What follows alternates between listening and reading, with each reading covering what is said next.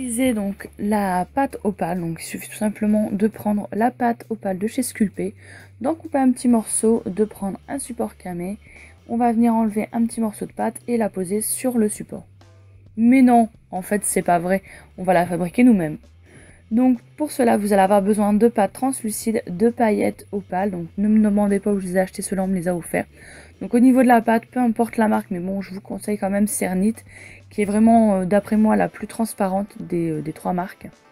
Donc vous prenez un tout petit bout de pâte, vous la malaxez entre vos doigts pour la chauffer un petit peu, vous l'aplatissez avec vos doigts et ensuite vous allez mettre les paillettes à l'intérieur. Donc vous mettez d'abord les paillettes, vous refermez, vous remettez de paillettes, vous refermez et ainsi de suite jusqu'à temps qu'on a mis le maximum de paillettes à l'intérieur de la pâte.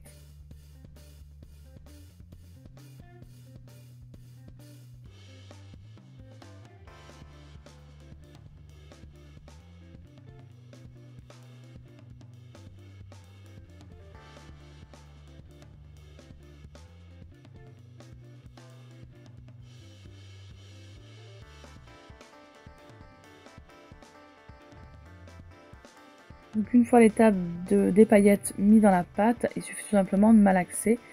Et donc ensuite de le mettre soit sur un support, enfin vous la mettez où vous voulez. Là moi je l'ai mis sur un support pour le tuto, mais après vous pouvez le mettre vraiment où vous le voulez. Si vous voulez l'incruster dans un collier, dans un support camé, sur une estampe, etc. C'est vraiment au libre choix.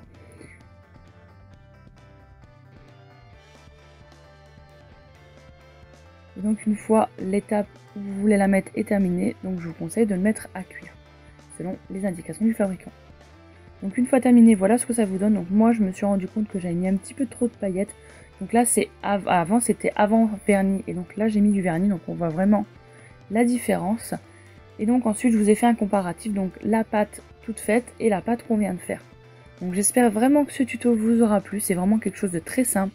Je vous fais plein de gros bisous et je vous dis à très bientôt pour une vidéo. Bye!